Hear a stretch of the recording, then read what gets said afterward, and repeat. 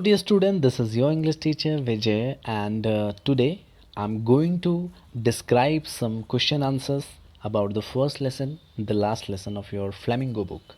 तो देखिए यहाँ पर कल मैं आपसे 3 क्वेश्चंस ऑलरेडी डिस्कस कर चुका हूँ और आज मैं आपको जो करा रहा हूँ वो है 4th क्वेश्चन। हालांकि नंबरिंग में यहाँ 1 लिख दिया मैंने गलती से, लेकिन आप यहाँ पर 4th क्वेश्चन लिखेंगे।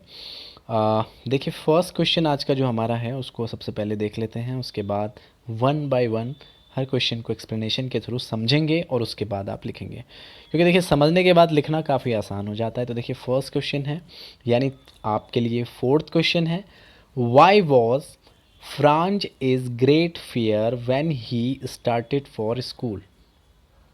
यानी फ्रांज को उस दिन स्कूल जाते वक्त इतना भय क्यों था। ग्रेट फियर, उनको इतना ज़्यादा डर क्यों लग रहा था जब उस दिन वो स्कूल को जा रहे थे। तो फ्रांज को डर क्यों था। When Franz started for school, जब वो स्कूल को तैयार हुए या जा रहे थे, he was great fear of scolding, उनको क्या डर था, great fear of scolding. Scolding means होता है ये वाला जो वर्ड है, इसको आप लिख भी लीजिएगा क्योंकि आपको पता होना चाहिए। स्कॉल्डिंग मीन्स होता है डांट खाना, यानी उन्हें डांट खाने की डर थी। For he had not learned his lesson on participles, क्योंकि उन्होंने लर्न नहीं किया था अपना लेसन जो उनको पार्टिसिपल पे दिया हुआ था एम हैमिल ने। तो ये है आपका 4th क्वेश्चन। अब देखिए 5th क्वेश्चन जो है वो इस प्रकार से है, how many year of service did M Hamel put in there in that school. यानी एम हैमिल ने उस विद्यालय में कितने साल की सेवा दी। सर्विस मीन्स होता है सेवा, दैट स्कूल मतलब उस स्कूल, और हाउ मैनी ईयर्स कितने वर्ष की सेवा उन्होंने उस विद्यालय में दी। तो देखिए कितने साल की दी थी। नॉर्मली आपको अगर आपने स्टोरी अच्छे से पढ़ी होगी तो आपको शायद पता भी हो। तो यहाँ पर देखिए M Hamel put in his 40 years of faithful service in that school, उन्होंने कितने साल की सेवा दी थी, 40 साल की सेवा दी थी, यानी 40 साल की सेवा। अब देखिए यहाँ पर, यानी अब आपका हो गया 4, 5th, ये 6th क्वेश्चन। देखिए 6th क्वेश्चन बहुत इंपॉर्टेंट है, इसको आप लर्न भी कर लीजिए बोर्ड एग्ज़ाम के लिए भी, क्योंकि अक्सर ये क्वेश्चन आपसे पूछा जाता है। What does M Hamel say about French language. French language के बारे में एम हैमिल ने क्या कहा। देखिए जब ड्यूरिंग द स्टोरी, जिस टाइम पे स्टोरी चल रही थी, तो बीच में एक जगह पर जब फ्रांस से एम हैमिल अचानक से क्वेश्चन पूछते हैं तो फ्रांस को नहीं आता। उसके बाद जर्मन लैंग्वेज के बारे, फ्रेंच लैंग्वेज के बारे में वो काफ़ी सारी चीज़ें बताते हैं। तो उसमें से कुछ इंपॉर्टेंट जो पॉइंट हैं वो आंसर में आप इस तरह से लिखेंगे कि फ्रेंच लैंग्वेज के बारे में उन्होंने क्या कहा था। French language is most beautiful language in the world, यानी संसार की सबसे खूबसूरत भाषा है। यहाँ पर देखिए ब्यूटीफुल लैंग्वेज बोल रहा है, यानी संसार की सबसे खूबसूरत भाषा है फ्रेंच लैंग्वेज। दूसरा है it is the clearest and the most logical. ये क्लियरेस्ट है, साफ सुथरी है, एंड मोस्ट लॉजिकल, और तर्क संगत भी है, इसमें तर्क भी है।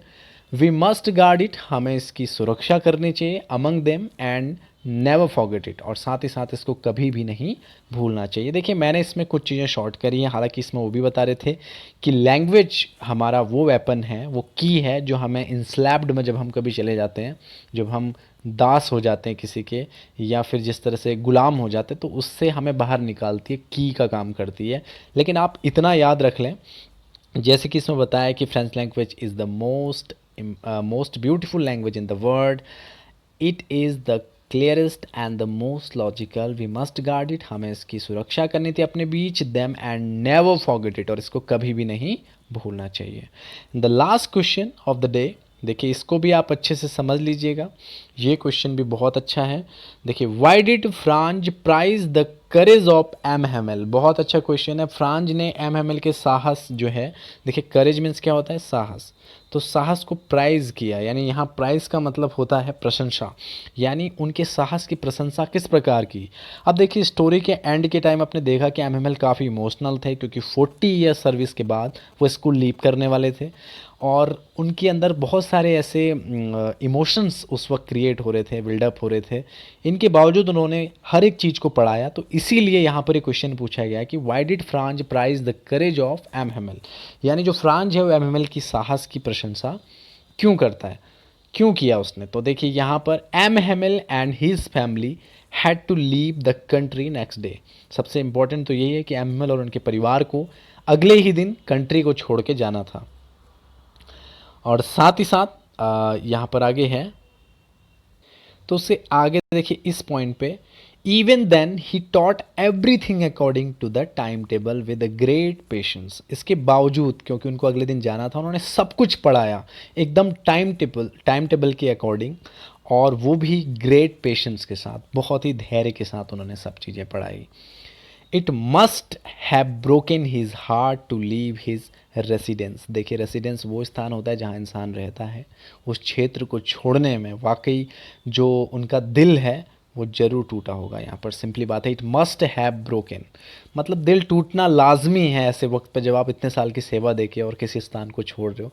His heart to leave his residence, जिस स्थान में वो रहते हैं उसे छोड़ के उन्हें जाना था, इस वजह से।